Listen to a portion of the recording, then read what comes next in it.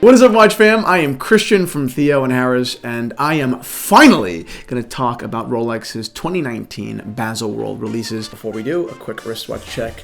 I'm wearing a Cartier Tank Americain. I'm a huge fan of Cartier. I should have worn Rolex, and now I am embarrassed. Before I get into Rolex, I want to take 1 second to remind you all that Theo and Harris gives away one watch every month to a lucky subscriber. This month, giving away a Notice Avalon, which we're really excited about. It's a really great watch. All you have to do to enter to win is subscribe to this channel and down below in the description to click the giveaway link and sign up. Now let's get into Rolex. So here it is.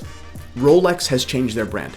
Rolex is a different manufacturer than we have all come to love. The story is told, the evidence here is in 3 Baselworld models: the GMT, the SeaDweller, and the Yachtmaster. So let's get into it. So there are a lot of watches released. Anna, please put photos here, but I'm only gonna speak about a few. Number 1, Rolex added another Pepsi GMT to the Pepsi GMT family. This one in white gold. It's not the first white gold Pepsi GMT they've done, it's actually the third. This one is the first one to have not a different color dial, but a bizarre dial. It's actually Meteorite, which I'm not actually crazy about in this watch. There is some historical precedent that Rolex does exotic dials in sports watches, but really Rolex's heritage is putting these exotic dials in their Date and Datejust lines. Now, I'm not saying that Rolex needs to abide by their history. If they did, nothing would ever be new or inventive, so no problem there, but it's just worth noting. While there's nothing inherently wrong with what Rolex is doing, it's moments like this that remind me of my love for and appreciation of vintage, of the original Rolex, and in celebration of vintage Rolex as opposed to modern Rolex. We just listed, I think, like 6 incredible new vintage Rolexes, Buckley dials, bubble backs, Air Kings, etc. in the Theo and Harris watch shop. So if you want a vintage Rolex, the real deal, the link is in the description. Next is the Rolex SeaDweller, which got a color lift. I was gonna say facelift, but that's not true. It is now being offered in Rolex, which is steel and 18 karat yellow gold. This is a release that got a ton of negative feedback. Almost no one is happy about it. Next is the Yachtmaster, which has now been increased in size to 42 millimeters. It is now being offered in white gold as opposed to just rose. It's really the very, very, very luxurious alternative to a Submariner, I suppose, because it kind of looks the same. And last but not least, a surprise return of the Batman.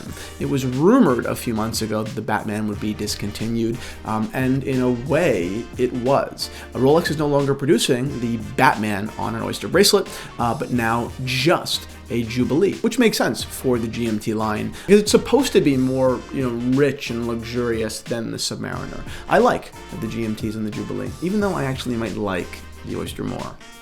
Okay, so that's what happened, but any channel can report to you the news. Let's talk about what all of this means. In short, Rolex is doubling down on their identity as a manufacturer that produces luxury, highly recognizable, and kind of opulent watches. And that's not totally new. Rolex has always been the official sponsor of the greener grass, and that started with their Date and Datejust models. And it always makes sense that those models are becoming, richer and more luxurious. But really think about it. What, apart from technology, has changed between, the 1803 of the 1960s, the vintage Date, and today's Date? Really nothing. Again, apart from technology, the messaging is still the same. Whereas if you look at the sports models, the Submariner specifically, from that era, they have changed drastically. Rolex is not a manufacturer of tool watches. This has kind of been known since the early 1980s, but this year Rolex is making it extremely clear that there is no confusing them for a manufacturer of tool watches. The Yachtmaster is bigger and exclusively cased in gold. There is now a $37,000 Meteorite GMT. And now even the SeaDweller is now just a bigger, blingier Submariner, which in and of itself has become bigger and blingier in the last couple of years. We expected their new rainbow Daydate. There is nothing wrong or unhistorically Rolex with a rare hyper luxury Daytona. But now that Rolex's core collection, their main line, has become increasingly larger and more luxurious, the brand's entire image is changing. And I bet that Rolex knows best for Rolex, and I have no problem with that. Profit isn't a dirty word, but it's getting to the point where Rolex history will be remembered as kind of like a BC AD kind of thing. The moment when the brand dug their heels and irrefutably, obviously changed from a manufacturer of durable tool watches that also happen to be luxurious to luxury pieces that are also water resistant. If you like watches, please like this video, subscribe to the Theo and Harris channel, and I will see you all on Wednesday.